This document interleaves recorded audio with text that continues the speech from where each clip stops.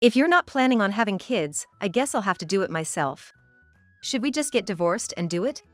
At a somewhat odd dinner table, the word divorce suddenly came up. My heart skipped a beat, and I involuntarily stopped using my fork. However, I quickly looked up and turned back to the two of them. So, we're getting a divorce, huh? What? Despite being the ones who brought it up, they both looked surprised. Seeing their reaction, I immediately corrected my statement about divorce. Right. Of course, it's just a joke. David, relieved, laughed. Beside him, Emily also covered her mouth with her hand, laughing joyfully. But the truth is, I do want a divorce. However, I still haven't gathered enough evidence. It's too early to go through with a divorce without proper preparation. I want to get back at David and the others once everything is in place. I've always thought that way, but this conversation made me even more determined. Yeah. Just kidding. I joined in David's conversation, making sure they didn't suspect that I was actually considering divorce. My name is Lily Smith, 27 years old. I used to work in the administration department of a design company, but I quit my job to become a homemaker when I got married. My husband's name is David. I met David at a singles party invited by a friend. I'm not good at socializing. I spent my weekends at home and didn't go out for drinks or fun on workdays, living a solitary life. Naturally, I hadn't had a boyfriend for a while. People around me, like friends and juniors, were all getting married or had significant others. Whenever someone talked about their boyfriend or husband, I felt a sense of urgency. I thought it was about time to find someone. That's when a friend invited me to a mixer. My friend was surprised when I accepted the invitation. Wow, I just asked on a whim. Did something happen? Nothing. I just changed my mind, you know. I'm getting older and need to think about the future, maybe find a boyfriend. I shared my thoughts without hiding anything. Then, my friend laughed and said, "Oh, I see. You've changed your mind." I'm glad I asked. On the day of the mixer, I went to the pub with my friend, and several people were already there, having a good time. She easily joined the group, but I couldn't. Even as the mixer went on, I couldn't manage to strike up a conversation and just kept drinking alone in a corner. Maybe it's impossible for someone like me to find a boyfriend. As my glass neared emptiness, I was lost in thought. I could hear lively voices coming from around me. My friend was enjoying the mixer, being the center of attention in the group. I envied those who could enjoy such gatherings. I wish I could be like that. I was thinking of leaving early when I glanced at my watch, but just then. Hey, what's wrong? You look kind of lonely sitting here by yourself. Huh? A man approached me and started a conversation. This man, who would later become my husband, was David. Do you mind if I sit and talk with you? Yes, I mean, sure. David sat next to me, placing his drink on the table. We had already introduced ourselves earlier, so he knew my name. You're Lily, right? Yes. And you're David? That's right. Thanks for remembering my name. David seemed genuinely pleased and thanked me. After that, we didn't join the rest of the group, just continued talking, just the two of us. Our conversation ranged from work to hobbies, to where we lived, and more. Wow. Really? Perhaps sensing my nervousness, David tried to keep the conversation lively, and his easygoing nature made my tension fade away. David talked enthusiastically and listened with genuine interest. Before I knew it, I started to feel a connection with him. I thought it was kind of quick for me to get attached. But for someone who doesn't usually talk to people, this was enough to feel a connection. After the mixer ended, we went to a bar to continue drinking, just the two of us. David became more relaxed than he was at the mixer. Maybe he had been affected by the atmosphere earlier. But he still listened to me just as attentively. Seeing him like this, my feelings for him grew. I had a great time today. Thank you. Thank you, too. We hit it off so well that we exchanged contact information and made plans to meet again. After that, we started seeing each other frequently. I couldn't believe how well things were going. I had just decided to get a boyfriend, got invited to a mixer, and met someone I really clicked with. I was expecting more of a struggle, so it all felt a bit surreal. About 2 months after the mixer, David proposed, and we started dating. He was as kind and gentle as he had been before we were together. Whenever we had days off, we'd go for drives or take trips, spending time together. But David was often busy with work. So our days off together were honestly rare, and we probably spent less time together than most couples. Instead, we kept in touch through phone calls and emails. Saying I was satisfied and not lonely would be a lie. I wanted to see David more, to be with him. Those feelings only grew stronger day by day. But the days we did meet were filled with happiness. Each time, I was reminded of how much I liked David. One day, as I continued living this way, suddenly, David introduced me to a certain woman. "Let me introduce you. This is Emily Johnson, my childhood friend. Nice to meet you." Emily Johnson, the woman he introduced as his childhood friend. From what I heard, David and Emily have known each other since they were in kindergarten. They still visit each other's family homes and go out to eat together, just the two of them. "Emily's been a really good friend since we were kids." "Oh, remember that time when..." "Wait, why are you bringing that up now?" "That did happen, but still." David and Emily were completely absorbed in their own world, chatting away. Naturally, I had no idea how to handle such a situation. All I could do was watch the two of them with a forced smile. David noticed my discomfort and said, "Oh, sorry about that. I thought I'd introduce you since Emily and I will probably keep seeing each other." Honestly, I wondered why I had to be involved with his childhood friend. But I wasn't brave enough to voice these thoughts. I didn't want to make David or Emily uncomfortable, so I went along with their conversation. "So, that's how it is. But I didn't know David was meeting you today. I just showed up suddenly, I hope that's okay." "Don't worry about it. I'm really happy to meet you." "Really? Thank you." Emily smiled sweetly and thanked me. But as the conversation continued, David and Emily seemed to create their own world, leaving me out. At first, I tried desperately to join in, but soon realized it was hopeless and just sipped my coffee in silence. If they were going to talk just between themselves, there was no need for me to be there. I watched them silently, feeling a mix of sadness and emptiness. Eventually, 2 hours after meeting Emily, I was finally able to leave, having been treated like I wasn't even there the whole time. "I'm really sorry.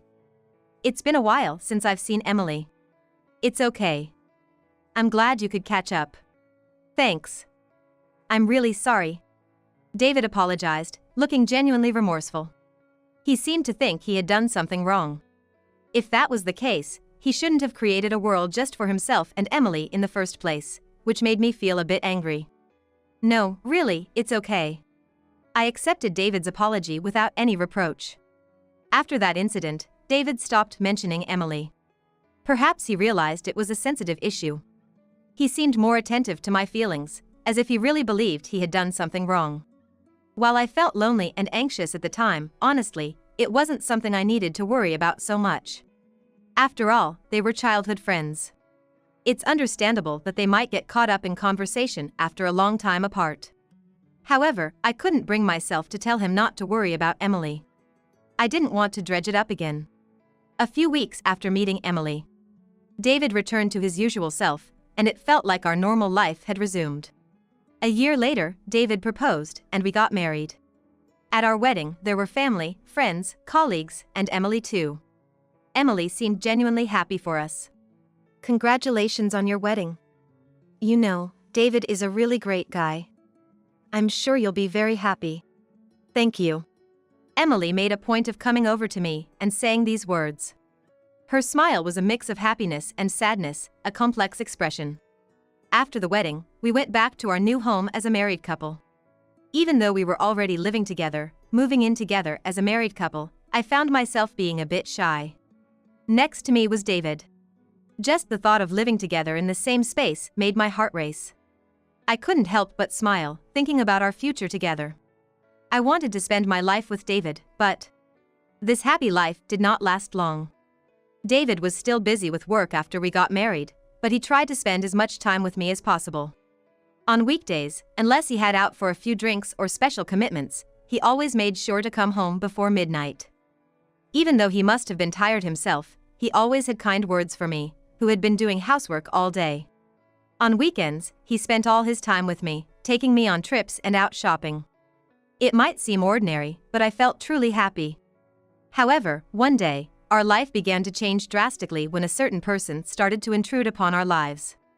It happened one weekend when David and I were shopping in town.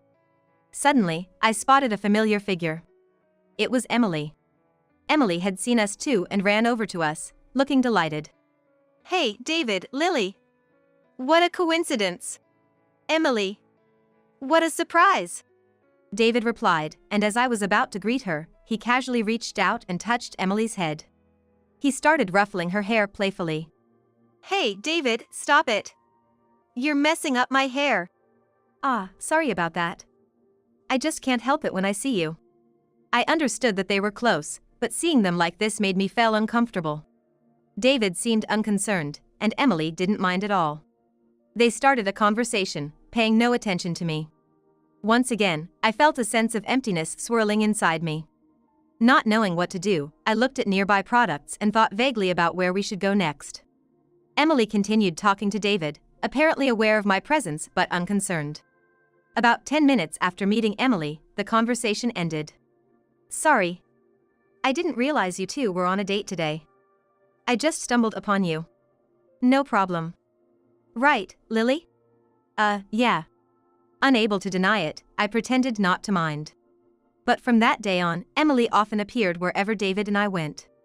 The first 2 times seemed coincidental, but after repeatedly encountering her, I suspected they were coordinating. They always acted surprised to see each other. Their usual lines were, "Oh, what a surprise, and it's just a coincidence." Once, I gathered the courage to ask them, "Are you two in touch with each other? It seems more than a coincidence to keep bumping into each other like this." But they denied it. "No, it's just a coincidence." "Right, Emily?" "Yeah. Just a coincidence." They laughed together. Their expressions seemed somewhat mocking to me.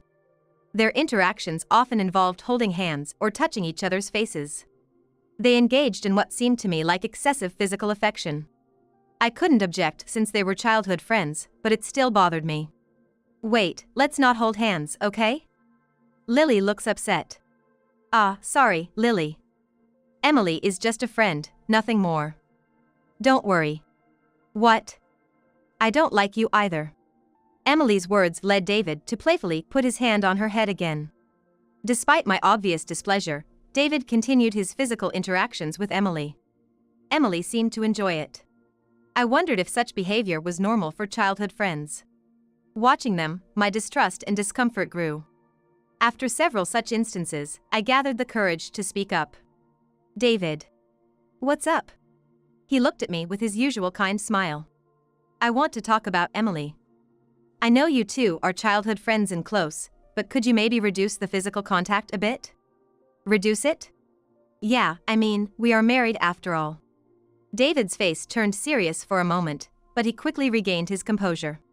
That brief serious expression frightened me, and I regretted asking him. "Ah, sorry about that. Did it really bother you?" "A little." Normally, David would have laughed and agreed. But he was different that day. "But hey, I've told you Emily and I are just childhood friends, right? There's really nothing else to it." "Okay? What does that mean?" "Just don't worry about it. It's just part of our communication." "Okay." He gave a troubled smile and left. Watching him go, I deeply regretted my question, wondering if I had made an unreasonable request or upset David. But at the same time, I questioned whether I was wrong.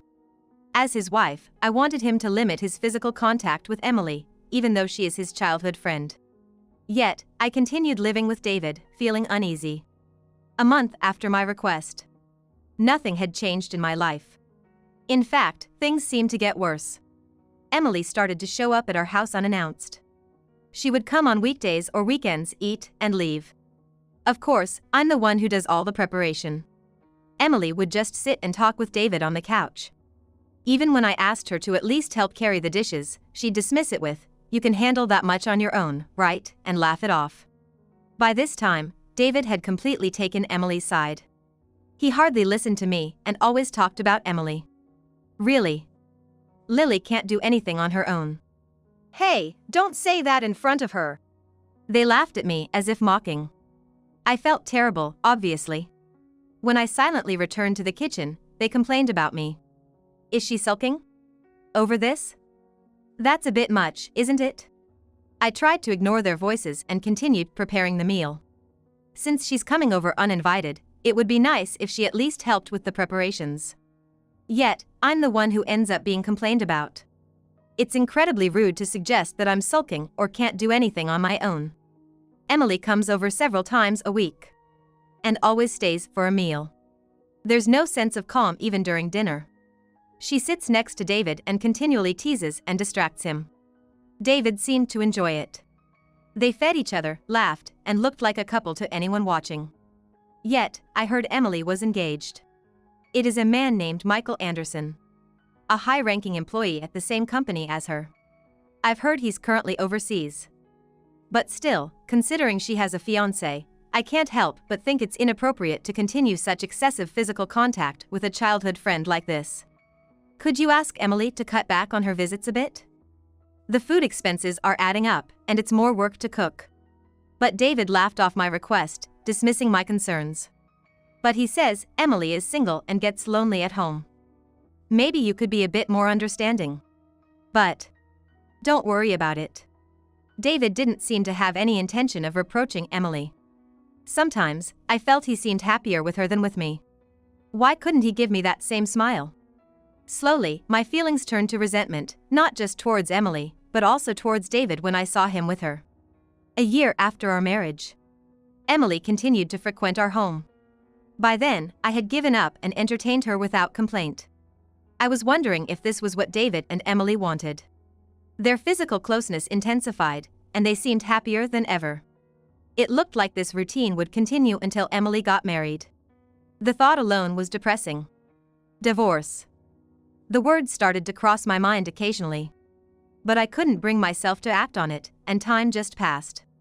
However, one day, a comment from Emily sparked my decision to divorce. Aren't you two planning to have kids? What? Her tactless remark took me by surprise. David and I had discussed and decided not to have children for now. We had discussed that we might not have children at all, and yet. Well, Lily absolutely doesn't want to. That's not true. I never said that.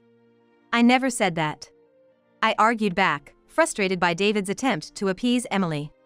Really? Lily, it's been about a year since you got married. Why don't you want kids? I never said I didn't want. But Emily didn't listen. David likes kids, right? Lily, it's unfair of you to be so selfish. Selfish? I never said such thing. Seriously, she's being difficult. David continued to take Emily's side. Even in this situation, he supported his childhood friend over his wife. I finally realized that I might not be able to continue with him. Then Emily said something outrageous. If you don't want kids, I'll have them for you. Maybe we should just get a divorce and do it. David laughed along with Emily's comment, not rebuking her for bringing up divorce. Suddenly, the mention of divorce sent a shock through me, causing my heart to race and my hand to stop mid-air with my folk. Joke or not, there are things you just don't say. I was dismayed by their lack of discernment. But I quickly faced them and said, "So, we're getting a divorce, huh?" What? They were surprised, despite initiating the topic. I immediately corrected myself. Just kidding. We'll think about having kids soon. Ah, right. It was just a joke. David laughed, relieved. Emily also smiled, covering her mouth with her hand. It was supposed to be a joyous occasion. But the truth was, I did want a divorce. Despite saying it was a joke, I couldn't stop thinking about it. Now I was determined to actually go through with it. Emily's comment was a blessing in disguise, giving me the push I needed. However, it was too soon to act. Right, just a joke. As I answered David, I thought about my next move. From closely observing David and Emily, a thought crossed my mind. They might be having an affair. My options were limited. After much thought, I decided to hire a private investigator to gather evidence of infidelity. I also tried to sneak a look at David's phone. If they weren't cheating, I'd have to think of something else. But that wasn't necessary. When I checked David's unlocked phone, I found a plethora of exchanges between him and Emily. The content was damning. Sweet conversations like lovers, messages hinting at a physical relationship, and photos from their hotel visits. There was more than enough evidence to call it proof. Considering the phone was unlocked, it seemed like David had let his guard down completely. Moreover, the detective agency's investigation revealed that he and Emily met frequently. Mostly at hotels. Checking the dates they met, they all coincided with the days David told me he would be late. He had been lying due to overtime or drinks with colleagues to meet Emily secretly. Though I had a sense that they were having an affair, seeing solid evidence made it all too real and left me with indescribable feelings. During this time, David and Emily's behavior didn't change. Emily kept coming over for meals and teasing me. Unaware of what I was doing behind the scenes, the two of them carried on with their carefree behavior, which seemed almost comical to me.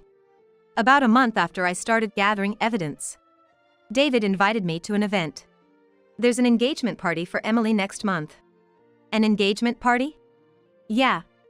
You know, Emily's fiancé is quite an important person, so they're having a sort of unveiling party to celebrate their marriage. So, her fiancé is coming back for it? Yeah, I think he's already back. The engagement party didn't concern me. The idea of having such a celebration while having an affair baffled me. That's nice. Were you invited? You should go. I spoke dismissively, feeling a bit resentful towards David's nonchalant attitude. However, his response was unexpected. What are you talking about? You're coming with me. Me? Why? Because you've always been so helpful to Emily. Oh, is that so? Wanted because of gratitude. I wondered if that was the real reason for my invitation. My trust had eroded so much that I even doubted why I was invited. But it would be rude to decline. You're not a fan of parties, right? Can you handle it? No, I'll go. They invited me, after all. David's face brightened at my response. Great. I'll let Emily know. David, looking pleased, took out his smartphone, possibly to contact Emily, and headed back to his room. Honestly, I didn't want to go. The last thing I wanted was to witness Emily's happiness. While wondering why I was even at this party, a certain strategy came to mind during the preparations. Using this party, I could drastically change our current situation. With that idea in mind, it made sense to use the party to my advantage. What I was about to do might be considered low. But I had suffered enough from David and Emily's actions. A little retaliation seemed justified. I proceeded with the party preparations while also planning my revenge against the two of them. A month later, the day of the party arrived. On the day of the party, David and I dressed appropriately and headed to the venue. The lavish decor of chandeliers, carpets, and tables was overwhelming. David, who used to be supportive, was now busy scanning the crowd. The guests were all distinguished-looking people, and I felt out of place. Then someone called out to David. Hey, David. Glad you could make it. Turning towards the voice, I saw Emily. Beside her stood a fresh-faced young man and an elderly couple who looked kind. Apparently, the young man was Michael, Emily's fiancé. And the older couple were her parents. Congratulations, Emily. Thank you. Congratulations to you too, sir, ma'am, and you, her fiancé. Thank you for your kind words. David's demeanor was unusually formal and respectful, a side of him I hadn't seen before. Thinking back, I realized I had never seen David act like this before. After the announcement, the party officially began. After getting our food, I returned to my seat, marked with my name tag, and found David chatting happily with Emily's parents. So, David, you and Emily have been childhood friends, right? What was she like back then? Emily as a child? Hey, don't embarrass me. David, ignoring Emily's embarrassment, shared stories from their childhood. She used to love catching bugs and running races. We played a lot of tag together. Are you really going to tell them that? Emily squirmed with embarrassment, but didn't seem entirely displeased. You two really seem close. I've always noticed how you're together, almost like real siblings. I knew it was impolite, but I couldn't let this opportunity pass. I had to implement my plan. Feeling apologetic, I nevertheless interjected. David seemed surprised by my interruption, his eyes widening in disbelief. Is that so? What's Emily like when she's with you, David? They're very close. It's like being with a lover. Hey, Lily.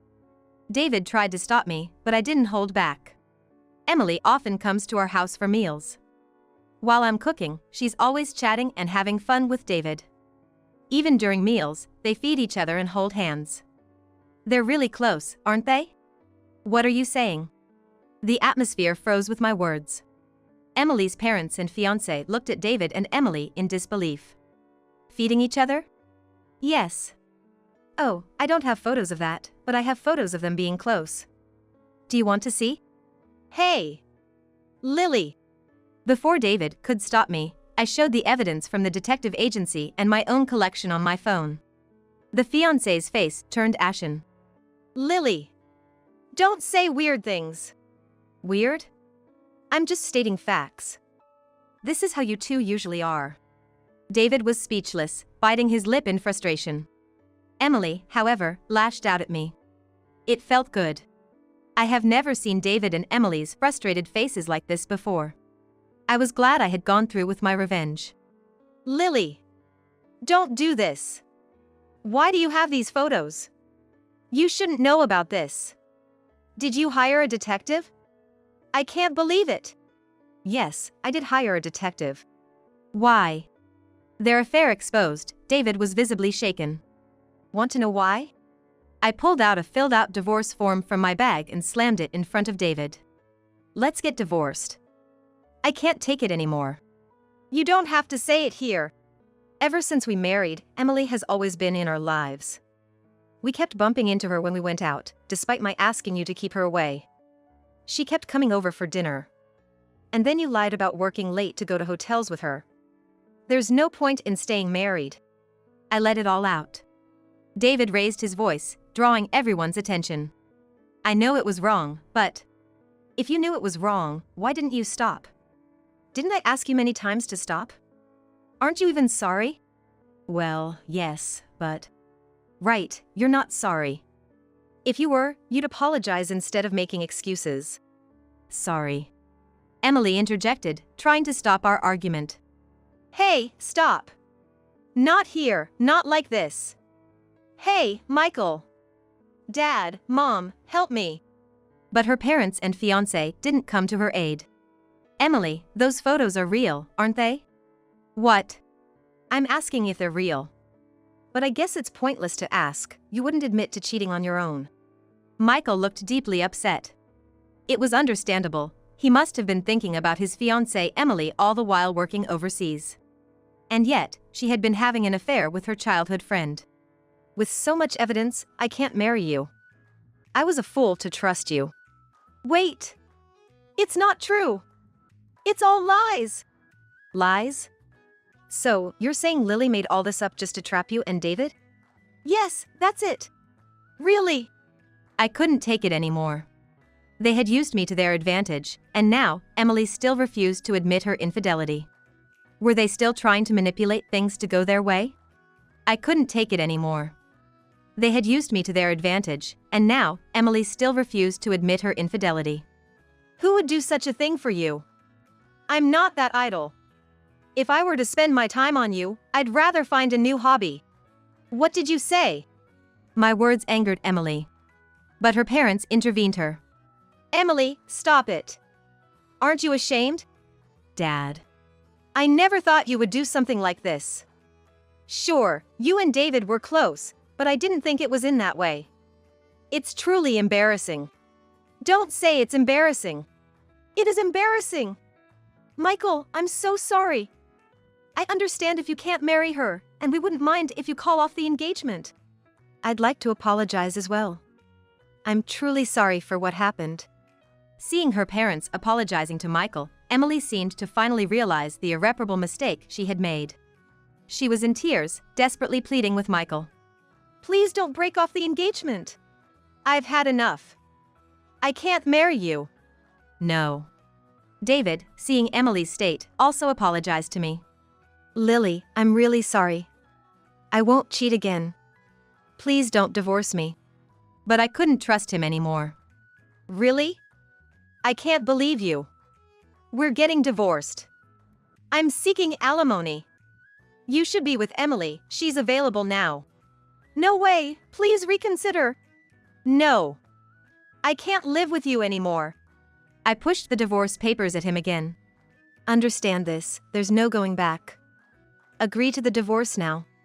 Seems to realize I was serious. David finally agreed to the divorce. Finally, I could separate myself from this man. I wouldn't have to see Emily's face anymore. The realization of this fact brought me so much joy that I couldn't help but smile. A few days later, our divorce was finalized. I received alimony from both David and Emily. Emily's engagement was also called off. Despite the scandal, neither of them quit their jobs, probably to pay the alimony. Given the commotion that had occurred, I thought the reasons for our divorce would surely circulate at both of their companies.